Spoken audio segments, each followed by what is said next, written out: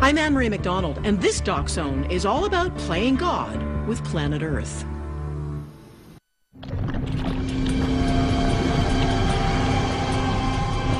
Imagine a time in the not-too-distant future when scientists try to mimic the effects of a volcanic explosion in a desperate bid to reverse global warming. Consider a climate emergency so severe that engineers create a sulfuric sunscreen, hoping to stop the melting of polar ice, hoping to turn back the rising sea and prevent the horrific storms that would send environmental refugees running for their lives. If we dare to force the temperature down, are we ready for drought and the possible starvation of millions? Does anybody really know what will happen if worldwide climate engineering projects get the green light? Just think of spraying sulfuric acid across the sky to block incoming heat, or seeding the oceans with iron dust to trigger massive plankton blooms. This is not science fiction. It's called geoengineering, and plans are on the drawing board right now. Human ingenuity could roll back the effects of global warming. At the same time, it could cause catastrophic damage and spark deadly political conflict. I can get you a war out of that, like that.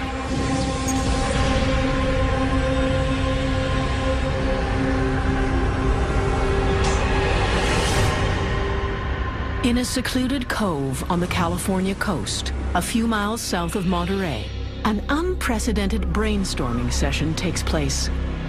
More than 150 scientists and engineers from 6 continents have gathered to discuss an urgent matter: how to save the planet by intentionally manipulating the climate. I don't think that I would call it playing God. I would say that I would call it playing planetary engineer. And there's a big difference between inadvertently changing the climate, as we have been doing for the last couple hundred years, to purposefully doing it. The meeting would have been completely closed. No cell phones, no email, no contact with the outside world. But the scientists and engineers don't want to be accused of a conspiracy. And they know the stakes are so high, they will eventually need help. So they've invited people beyond the inner circle of science, people like lawyers, environmentalists, and disaster relief workers. If something goes wrong, and I know something will go wrong at some point, we don't know everything. We will do something that will have unwanted consequences, that will cause someone to suffer, someone who did not cause the problem. How are we going to deal with that? A lot of times scientists want to be in a pure knowledge environment. You know, my job is not to be influenced by the political situation. My job is to expand knowledge. But this is different. This is a battle for survival. While tinkering with the atmosphere may sound completely over the top, some of the smartest folks in the room at the Asilomar conference argue that it may be our last-ditch hope for survival. Let me actually advocate doing it more or less now. We might get to a situation where we found that the climate really was going to go haywire. Then cutting emissions cannot get you out of it. Because even if you could cut emissions to zero immediately, you'd still have to deal with all that pollution that's been building up for 150 years. Geoengineering is a way to deal with the risk of the CO2 we have already put in the air. We have to do research to know whether it would work and how effective it would be and what the risks are, and we have to compare that to risks of not doing anything. We've got a problem. The problem's growing more intense by the day. We know we need to do something, so let's make sure we do the right thing. It's easy to look at the world and say, well, if only the Chinese weren't industrializing in a high-carbon economy, if only Americans didn't drive big cars, then things would be okay and we wouldn't need to worry about all this geoengineering malarkey. But the simple fact of the matter is that we exist in a world where these things are happening, and you can sit there like King Canute and wish the tide back, but it won't turn back. Geoengineers have come up with 2 quite different ways to try to save planet Earth. One approach would be to do what a volcano does, by blocking out the sun. what scientists call solar radiation management. Another approach is to pull all that pollution out of the sky, what they call carbon dioxide removal. The CO2 that we put in the air stays there without some technological fix, more or less forever, thousands of years. The only way to reduce that is to actually suck it out of the air somehow. And this is very similar to the idea of, for example, if you have groundwater pollution or a river that's polluted, that you try to take the contaminants out of the river. Carbon dioxide removal would seem to be the logical first step to rehabilitate the climate. Ocean fertilization ships, for example, could spread iron particles on the sea. Tiny creatures called plankton bloom and multiply because of the iron dust. They gobble up carbon dioxide and eventually die, and then sink to the bottom, presumably taking tons and tons of carbon with them. If that algae then sinks to the bottom in some way, then it's being sequestered. So you can't just pull it out of the atmosphere, you have to put it someplace. But any experiment that might affect the world's oceans would be highly controversial. What if the carbon floated back to the surface and escaped? What if changing the ocean's chemistry affected the fisheries? On land, carbon scrubbers could capture the outside air, including tailpipe emissions from cars and trucks, along with industrial pollution. It would chemically filter out the CO2 for storage deep underground. Air capture is a very benign technology. And then the part where you have to put it somewhere becomes a part that's called sequestration. So if you use geologic sequestration, which is the most commonly thought of way to do it, then we're pumping it thousands of feet underground into an old saline aquifer or an abandoned oil reservoir, something like that. Sounds simple. But what if there were no convenient hole to stick it in? What if you had to pipe it long distance over land? What if a toxic dose of CO2 leaked? Nothing about geoengineering is going to be risk-free. So-called robo-trees could be genetically engineered to inhale carbon out of the sky faster than natural trees do. Artificial trees or enhanced trees, which take in carbon dioxide and produce leaf matter or plant matter from it, stabilize the carbon in that form. But what would happen to natural forests if we planted millions of genetically modified super trees? Do we solve one problem and create another? Even if the carbon removal schemes all worked just fine, if we salted the oceans, hoovered the sky, and planted scads of robo-trees, and nothing went wrong, it would still take years to see results, and we may not have that much time. Which is why solar radiation management gets so much attention from the scientists, because it would work a lot faster. Jonathan Latham and Stephen Salter of the UK have developed an idea to mimic what the ocean does when waves crash against the rocks. They want to create a spume, a fine salty mist that would make dull gray clouds above the ocean brighter. When the sunlight lands on the tops of these clouds, about half the sunlight bounces back into space. If we could find some way to increase the reflectivity of those clouds, instead of 50% being bounced back, if we could make it 60%, then of course the Earth will get cooler. Engineer Stephen Salter has worked with Latham to design a fleet of robotic ships that would make the clouds brighter. The basic plan was to modify a concept from the 1920s, a sailing ship with rotary sails. Salter's updated design would use the rotary motion of the mechanical sails to suck seawater into a pipe under the hull, where it would be filtered and pumped up through the mast, and then sprayed upward into the low-hanging marine clouds. Theoretically, if the salt particles were small enough, they would make gray clouds brighter and cause them to bounce more sunlight and heat back into space. The first number you want to look at is what would it take to undo all the thermal damage that's been done since pre-industrial times. We think we could do that with 300 ships. Making clouds 10% brighter could, theoretically, reverse the warming from a doubling of CO2. The first bit's a lot easier, and then it gets progressively harder as you go on. So less than 2,000 would allow us to have twice the carbon dioxide with no temperature change. If 300 robotic sailing ships could cancel the climate effects of the Industrial Revolution, and 2,000 would counteract a doubling of CO2, what's the downside? Well, for one thing, brighter clouds might not rain as much, so there could be a drought problem. And less sunlight on the ocean could affect the food chain.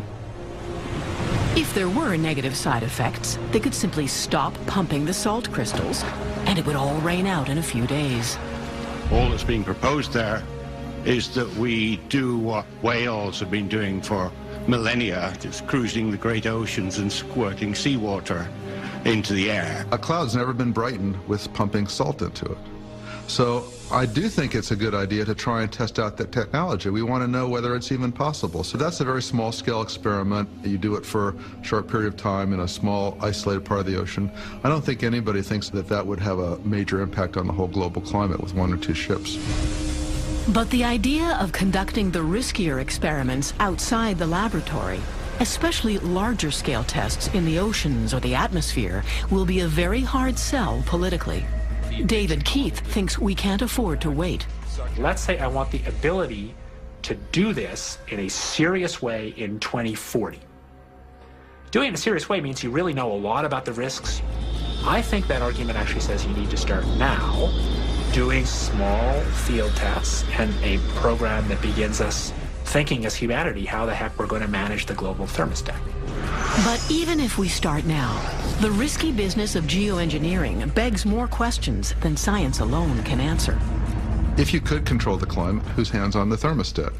What if India wants it a little bit cooler and Russia wants a little bit warmer? How do we decide? We'll get into a panic, we'll realize climate change has become dangerous, and then we'll immediately start doing geoengineering on some kind of madcap basis without proper research and experimentation, and end up running around like mad scientists with our hair on fire.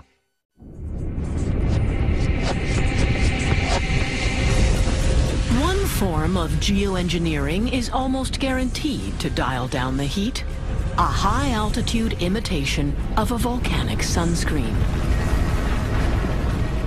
When a volcano erupts, it's usually the belching, oozing lava that captures public attention. Sometimes it's the spectacular cloud of pulverized rock and ash as fine as talcum powder. Or boulders the size of small trucks tossed into the sky. And the towering column of glassy, abrasive grit that can get sucked into jet engines, causing thousands of airline flights to be canceled, as happened during Iceland's notorious eruption. Even this is a relatively small eruption, it's causing huge international problems because of the production of the ash. And the ash is dispersed away from the volcano, across the North Atlantic Ocean, reaching northern Europe, and shutting down aviation, leaving millions of people stranded. Stand downwind of a volcano, take a deep breath, and you smell the rotten egg stench of sulfur. It's the sulfur that gets hoisted thousands of meters into the sky, along with all that rock dust, that causes an even more interesting effect. As the volcanic plume rises toward the stratosphere, near the outer edge of the Earth's atmosphere, the sulfur mixes with moisture and becomes sulfuric acid, creating a hazy smog that circles the planet at high altitude. These are tiny little droplets, about less than a micron or a tenth of a micron in diameter, and these droplets are so small that they don't settle out. Sunlight hits the top of this acid smog, and a lot of it bounces off, back into space, instead of heating the Earth. So the air below the cloud becomes cooler. And we get brilliantly colorful sunsets. So it's like a veil over the Earth's surface or in the stratosphere. One of the fundamental reasons that we know that putting aerosols, these fine particles in the stratosphere, can cool the climate. We really know that for a fact. Not that it is safe or effective or that we should do it, but we know it can happen. It's because a big volcano makes sulfuric acid particles in the stratosphere, and the planet gets colder all over the whole world in 1 year. That happened with Mount Pinatubo. And it's worth making sure we understand exactly how that works. The eruption of Mount Pinatubo in the Philippines in 1991 produced an acid cloud that brought the atmospheric temperature down 0.5 degrees Celsius worldwide and kept it down for most of 2 years. But Pinatubo pales in comparison to the much larger eruption of Indonesia's Mount Tambora in 1815. And that eruption produced 100 cubic kilometers of magma. And the eruption plume in Tambora went 42 kilometers up into the atmosphere, way up into the stratosphere. And it produced at least 400 million tons of sulfuric aerosol. That led to the year without a summer. That led to frosts, crop-killing frosts for every one of the summer months in 1816. So that is the biggie. That's the biggest one we know of. As Tambora's acid cloud circled the globe, the temperature dropped sharply, killing crops, causing severe food shortages in China, North America, and Europe. With food riots, famine, and disease, hundreds of thousands died. But what if you could mimic the effects of a volcano using a controlled release of sulfur aerosols to roll back the effects of global warming? David Keith thinks it should be possible to reproduce the sunscreen effect of a volcano using high-altitude airplanes to spray sulfuric acid into the sky. Several colleagues and I are in the middle of thinking about how we'd actually put sulfur in the stratosphere. If you put the H2SO4 in directly from an aircraft, you can make the right size of particles, which you really need to have geoengineering with the smallest side effects. We might be right, we might be wrong, but at some level, the only way to really find out is to actually run a small experiment. What Keith has in mind is NASA's high-altitude research aircraft, the ER-2. These former spy planes are fully equipped to measure exactly what would happen with a vapor trail of sulfuric acid. You use a high-altitude aircraft that could get you to 65, 70,000 feet in the stratosphere. And so you could imagine using that air to release a stream of sulfuric acid gas on a plume that was maybe no more than 5 or 10 kilometers long, and it would be a couple hundred meters wide. And then you'd fly back and forth through that plume as it evolved, measuring the size of the particles and the impact on atmospheric chemistry and so on. And that would be an experiment. But Alan Robach warns that chaotic weather patterns could skew the results. For example, this past year, there was a really bad Indian monsoon. There was much less than average precipitation, and it was probably just part of natural variability. So if that happens when you're testing geoengineering, how do you tell whether that caused it or not? The only way to do it is to do it for a long period of time, so you can average over long periods of time. Robach believes spraying acid in the sky is such a bad idea. He can recite at least 20 reasons why we should not do it. He agrees we need research to find out whether there's any way at all to stop or delay a climate emergency. But he thinks computer models are a far safer way to go. I want to propose that experimentation be with computers for a long time before we ever do stuff into the atmosphere. You do an experiment to answer a question. If you want to know what the effect of a stratospheric aerosol cloud will be on the climate, we can do that in computer models that have been validated by testing past natural experiments that the world has actually done by volcanic eruptions. For example, computer models have already been used to recreate the climate effects of Mount Pinatubo. So why not use a computer to predict what a man-made acid sunscreen would do? Well, Keith, for one, thinks there are things a computer model cannot tell you. And the only way to find out whether there really is a plan B for planet Earth is to fly up there and try to cool the atmosphere. You would learn stuff from that experiment that you could never learn with certainty sitting in your laboratory. The large-scale environmental impacts of this would be zero, because we're talking about a tiny amount of sulfur, much less than a single big ship going across the ocean. I think that society can make a decision about that with a lot of theory and climate modeling. I'm not sure we really have to test it. At some point in the future, if climate change gets really bad and somebody decides we need an acid sunscreen to save the day, a fast and relatively cheap way to do that might be to use unmanned drone aircraft, similar to those now used in war zones. They would have to be big enough to carry a load of chemicals, with wings modified to enhance the spread of the vapor trails into a stratospheric sunscreen. The problem is that this will not only reduce the incoming heat, it will almost certainly reduce the amount of rain falling, especially in the tropics. Putting these reflective aerosols in the stratosphere will cool the planet and also change rainfall patterns. It's especially notable that the Asian monsoon got weaker during Pinatubo. Which is precisely why Roebuck would rather run his experiments in a computer, because it's less risky. We only have one planet. We can't really mess with our planet. Our laboratory is a computer model of the planet, so we can do 2 runs, with and without geoengineering, and see what the effect is on the Asian monsoon, for example. We can do it for 100 years and average out over all the El Niños and La Niñas. That's what I advocate, is that kind of experiment for quite a while with lots of different climate models to see how robust the results are. Several of the world's top computer models have already run geoengineering simulations that showed cooler temperatures worldwide. But they also showed less rainfall, weakening the monsoons and creating drought conditions in both Asia and in sub-Saharan Africa. Blocking the sun cools the ocean as well as land, so cooler water could mean less evaporation, fewer clouds, and less rain. The bottom line seemed to be that forcing the temperature down caused some places to benefit, while others got worse. It's true that the precipitation, the total amount of rainfall, will generally go down, but also the evaporation rate, the rate at which rain evaporates off warm ground, will go down. And what crops really depend on is the amount of soil moisture, and it's not obvious if that goes up or down.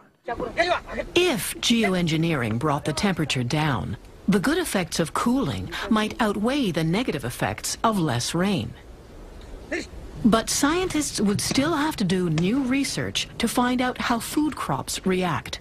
Would they survive better with cooler air, even though there was less moisture? So I would say, to really figure out how serious a problem we have, you've got to do research that simply hasn't been done yet. So if somebody goes now and says that it's clear that large-scale geoengineering would have hugely bad effects on farmers in the Indian subcontinent, that is simply false. Even though Keith's experiment would involve no more than a ton of sulfuric acid, Do we know what happens with all that stuff when it comes down? he's pretty sure that some people will voice legitimate concerns. It's not important whether it's feasible, it's important whether it's safe. I think people would have legitimate, deep concerns about this, not because the experiment itself is dangerous, but because clearly the experiment is aimed at improving our understanding of how we actually manipulate the whole climate deliberately. The concept of a sulfuric sunscreen is so controversial, so fraught with implications, that scientists are concerned about public perceptions and acceptance. How will the research be done? Who will make the rules? Could one nation go it alone? And how much would it cost? We've been paying an aircraft engineering company to figure out what it costs. Their estimates are a couple billion a year to manipulate the whole planet's climate. If manipulating the climate would cost only $2 billion a year, with a global economy worth $50 trillion, then the real cost would be dirt cheap if the whole world chipped in. These are technologies that give us enormous leverage over the planet, where once you know how to put a kind of aerosol in the stratosphere, then an incredibly small amount of money allows you to manipulate the whole planet's climate. It gives humans enormous godlike powers. One of the issues with geoengineering is, as David Keith says, it's easy and cheap. I'm not sure I agree with that, but if it's true, that means anybody could do it. And how would we tell if anybody was doing it? For nations that may not have jet drones or high-tech capabilities, there could be low-tech alternatives using balloons. Basically, any nation feeling threatened by the effects of climate change could conceivably take matters into their own hands, forcing the rest of the world to respond in one way or another. What's the ethics of this? What does it mean to our conception of nature? What does it mean to our thinking about whose hand is on the thermostat? That's the debate that we really want to have. Once people learn that you have to do this really scary thing of trying to control the climate, they may say, we don't ever want to go there, so that may even enhance the pressure to do mitigation. Mitigation is the buzzword. We've got to cut back our pollution to mitigate or reduce the effects of global warming. But many scientists here worry that mitigation cannot possibly happen fast enough now to stop climate change. So some form of geoengineering may become unavoidable. What Govinda Bala of India wants to know is who will pay damages if a geoengineering experiment goes sideways. We are all talking about the governance guidelines of how we would go about, and what scale beyond which you need really strict guidelines to proceed with the experiments. But here nobody is, for example, talking about if something goes wrong, who will pay for it? Who will take the blame? Pablo Suarez of Boston, an engineer and international disaster relief worker, predicts that if and when things go wrong with geoengineering, the risk, the unintended consequences, will be transferred from rich nations to the poor. No matter what we do, in terms of tinkering with the global climate, you push some levers, you turn on a switch. What we're going to do is to transfer risk from one place that needs protection. We're going to solve it here by throwing, particles in the atmosphere, messing around with the nature. Once you protect here, chances are the trouble will go somewhere else that is not as valuable. To underscore his point, here's an open invitation. Suarez invited delegates to join him in Senegal, on the west coast of Africa, to see firsthand what happens when you mess with nature to solve a problem caused by man. Next time on Dog Zone, Y2K survivors, brace yourselves for a dose of deja vu. Our way of life is threatened. The Armageddon fear machine is back, fueled by the web and major money. 2012 is the new disaster deadline. Where there is, at this moment, land, there could be water. How do you want me to react? That's total nonsense. Apocalypse 2012.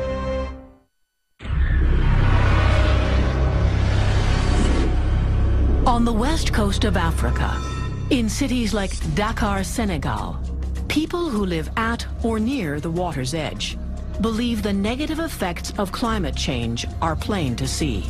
Torrential rains and floods that seem beyond the ebb and flow of normal weather have been blamed on global warming.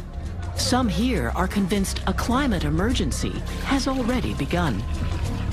No event can be blamed on climate change, no single event, but when you are a humanitarian organization and you see that in Malawi, in Senegal, in Fiji, in Peru, all over the world, we're seeing all these bizarre things happening that kill people, that make people suffer.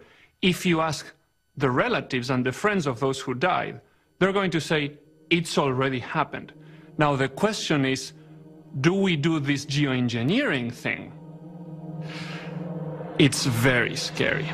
Geoengineering of a kind has already been tried in Senegal with tragic consequences.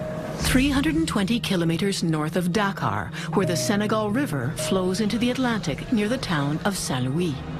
Over the past several years, people living in the capital of what used to be a French colony, this normally quiet and reasonably prosperous city, had noticed ominous changes in the weather. There are really only two seasons here, hot, humid, and rainy for 5 months, warm and dry with dust storms the rest of the year. In fact, the Sahara Desert lies just beyond the northeastern horizon. But over the last decade, abnormal amounts of rainfall had begun to raise the level of the river. People here were sure global warming was to blame. And because the heart of the city was built on a small island in midstream, local officials worried that monsoon flooding and rising sea levels would soon cause widespread damage and destruction. So in 2004, they came up with a drastic solution to the problem, a low-tech form of geoengineering.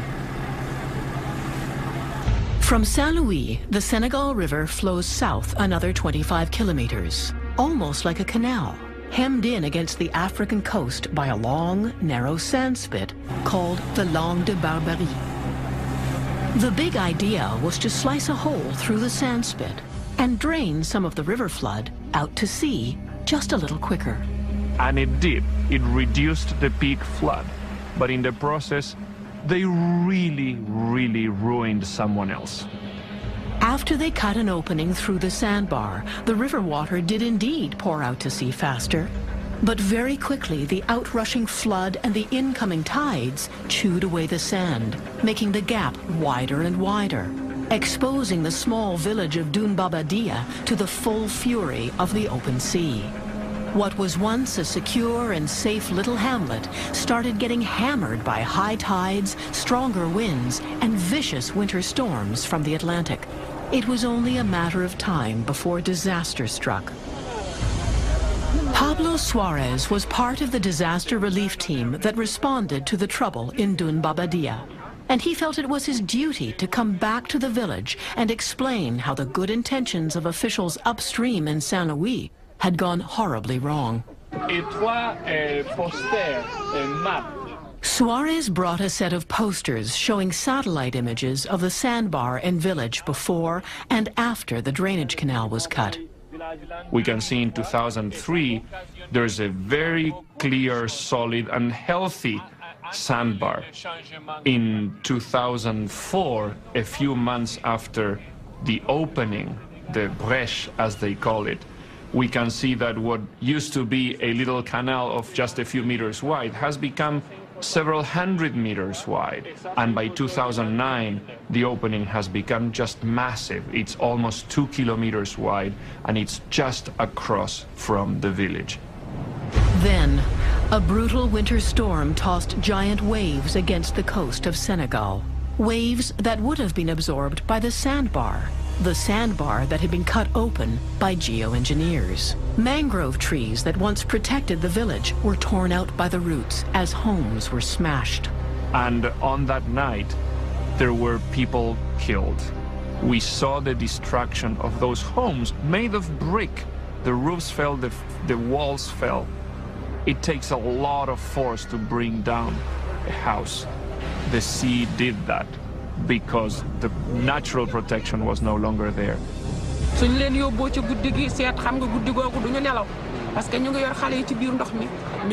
Ndumbedia survived the storm that wrecked her home, but lost 5 members of her family, including several children.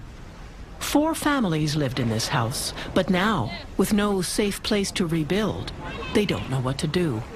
The intrusion of seawater has salted up the soil, so they can no longer grow enough food here to survive.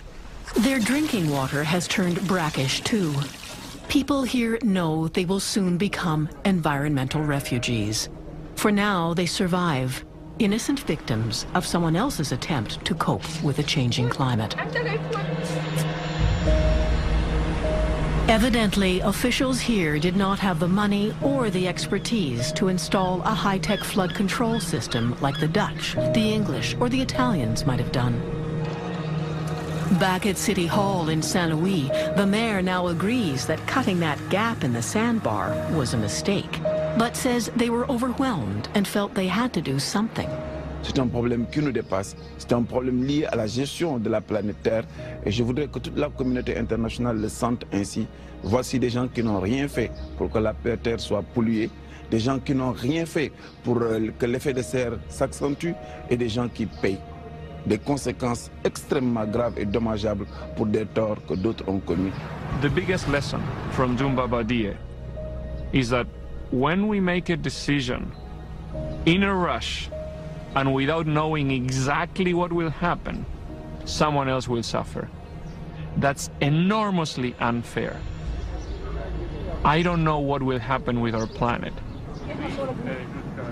What happened to a small village in Senegal could happen to the entire planet if some nation decides to tweak the system in order to save itself from the effects of climate change.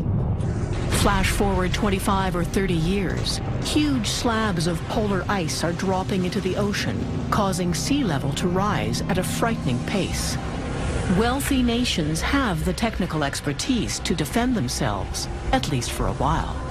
So they're not quite ready to re-engineer the climate. But as global warming takes that rising sea and boils it up into humongous killer storms, poor nations, where millions of people live right at sea level or on river flood plains, are forced to react as their citizens become environmental refugees. The scary prospect of geoengineering looks more reasonable to a country that's trying to defend itself against a hostile environment. Just pick a day 2 decades from now and imagine what could happen. Hypothetically, a flood-ravaged country like Bangladesh might be among the first to take action, according to journalist and historian Gwyn Dyer. Here's Bangladesh. It's 25 years down the road. It's probably got 200 million people by now. They're in an area smaller than England, and they are up to their knees in water from rising sea level. And meanwhile, the rivers have dried up because the glaciers are gone up in the Himalayas. No food, floods, land disappearing. They stand to lose about 20% of their national area. At this point, I would think that Bangladesh would not be very concerned about the opinion of other countries. We want to turn the heat down now. We're going to do the geoengineering, and they can. So Bangladesh launches its own climate modification campaign. Their plan is to hoist sulfuric acid into the stratosphere using high-altitude balloons, cheap, easy, and unpredictable. What do we do next? Do we threaten them? Do we threaten them with nuclear weapons? If we do, who can they turn to?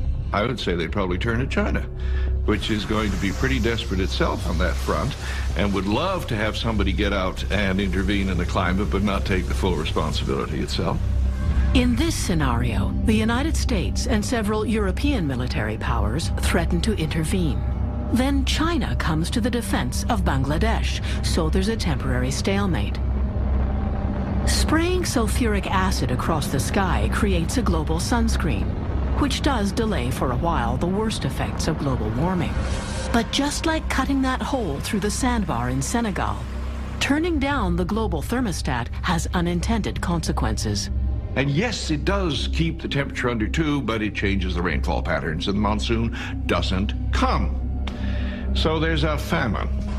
Farmers in India and Pakistan share water from the Indus River system, which is drying up. India controls how much water crosses the border. But the Pakistanis are starving.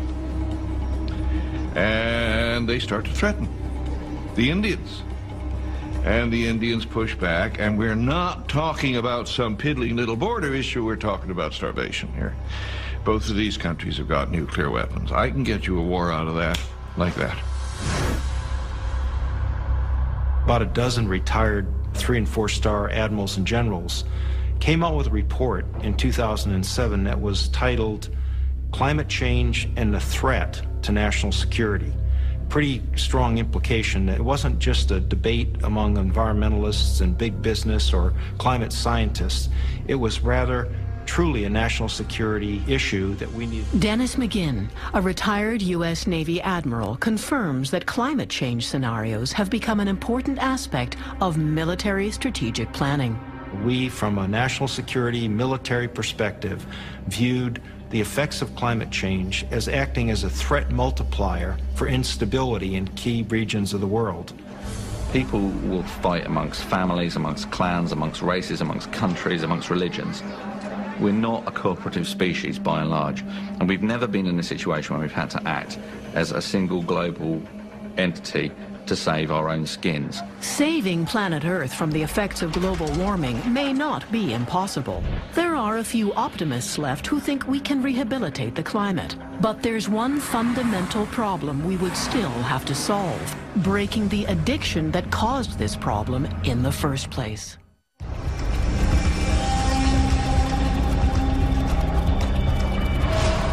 The failure of wealthy nations to deal with their pollution problems has led us to an ironic predicament. Here we are talking about spraying new pollution into the sky to deal with a problem caused by the old pollution, which we continue to pump out as if there were no tomorrow. But here's the catch. The seductive idea of using science to roll back the effects of global warming could cause us all to avoid solving the real problem yet again. The world could say, if you've got a plan B, I can stop worrying about it and move on with my life, but we won't do anything about our emissions problem because we have this other option. Does the idea that geoengineering might reduce global warming take the pressure off of mitigation? Yes, I'm concerned about that. That's the moral hazard, that by exploring this and having this as an option, that you don't do the hard work with emissions reduction that you need to do. So we don't have Plan B.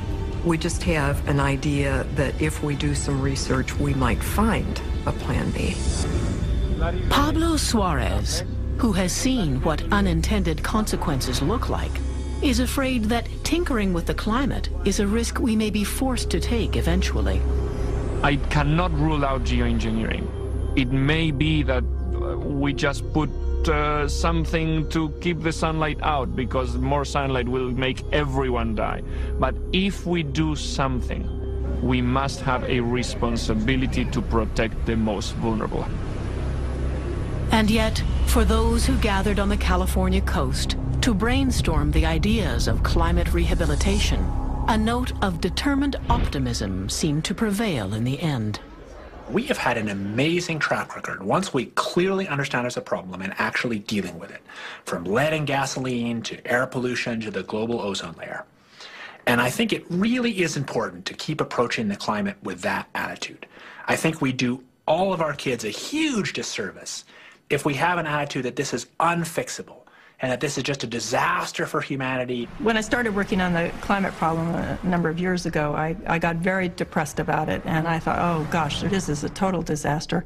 And I went home one day to talk to my daughter and just started letting her know how upset I was and how depressed I was. And she looked at me and she said, "Mom, you have no right to take away my hope." And I have just lived by that ever since. I have no right to take away her hope.